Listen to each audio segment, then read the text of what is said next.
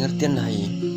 Nahi adalah suatu lafaz yang menunjukkan suatu tuntunan untuk meninggalkan sesuatu yang dikerjakan dari atasan kepada bawahan, atau nahi adalah ungkapan yang meminta agar suatu perbuatan dijauhi yang dikeluarkan oleh orang-orang yang berkedudukan lebih tinggi kepada orang-orang yang berkedudukan lebih rendah.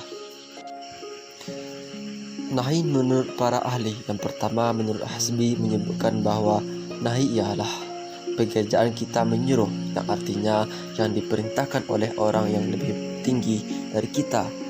Makna nahi dapat dipahami sebagai sesuatu yang dilarang untuk dikerjakan dan senantiasa meninggalkan, atau larangan merupakan kebalikan dari amar. Yang kedua menurut Abdul Hamid menyebutkan bahwa nahi ialah perintah untuk meninggalkan sesuatu dari atasan kepada bawahan. Jadi nahi adalah suatu yang harus ditaati, yang datang dari atasan kepada bawahan. Yang ketiga, larangan yang mutlak. Artinya, larangan yang mutlak menghendaki berkenaan dalam sepanjang masa. Larangan seperti ini baik membawa kebinasaan maupun menjauhinya, baru mencapai hasil yang sempurna. Apabila dijauhi yang dirasakan itu selama-lamanya, misalnya larangan mendekati anjing gila untuk menjauh diri dari kebinasaan. Yang keempat, larangan menunjukkan kebinasaan yang dilarang dalam beribadah. Artinya, larang menunjukkan kebinasaan dalam beribadah untuk mengetahui mana yang sah dan mana yang batal dalam pusat ibadah. Harus mengerjakan perintah dan menjauhi yang dilarang. Yang kelima, dalam urusan muamalah, yang artinya larang yang menunjukkan rusaknya perbuatan yang dilarang dalam berakad.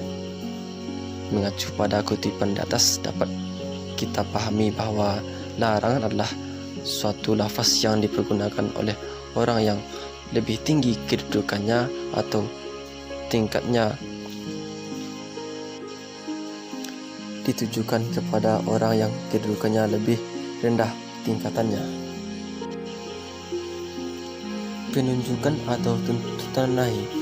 Persoalan tuntutan untuk meninggalkan suatu perbuatan dari atas kepada bawahan yang oleh Nazar Bakri membagi peraturan ke dalam beberapa tunjuk larangannya.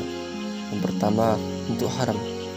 Asal pada larangan untuk haram ini menunjukkan bahwa pada dasarnya setiap masalah yang sunyi dari qarinah menunjukkan pada arti hakiki, yaitu haram. Yang kedua, larangan sesuatu suruhan.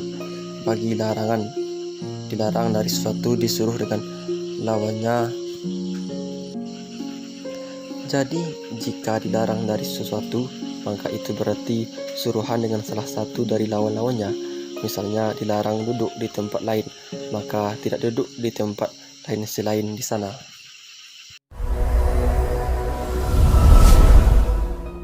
Hakikat nahi yang pertama yaitu pendapat jumhur ulama bahwa hakikat asal nahi itu adalah untuk haram, dan ia baru bisa menjadi bukan haram bila ada dalil lain yang menunjukkannya. Kemudian pendapat ulama Mu'tazilah bahwa hakikat amar adalah nat atau sunnah, dan berpendapat bahwa nahi itu menimbulkan hukum karahah atau makruh. Berlakunya untuk haram tidak diambil dari larangan itu sendiri, tetapi karena ada dalil lain yang memberi petunjuk.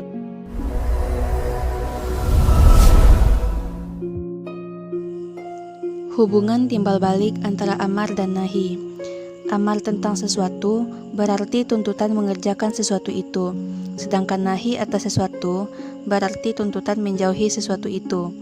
Apabila suatu perbuatan disuruh untuk dikerjakan, apakah berarti sama dengan kebalikannya, berupa larangan untuk meninggalkan perbuatan tersebut?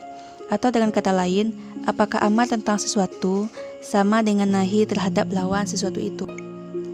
Sebelumnya perlu dijelaskan mengenai bentuk lawan dari suatu kata.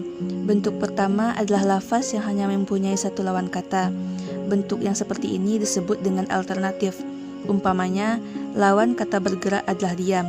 Bentuk kedua adalah lafaz yang lawan katanya lebih dari satu kata, seperti berdiri adalah duduk, jongkok, dan sebagainya.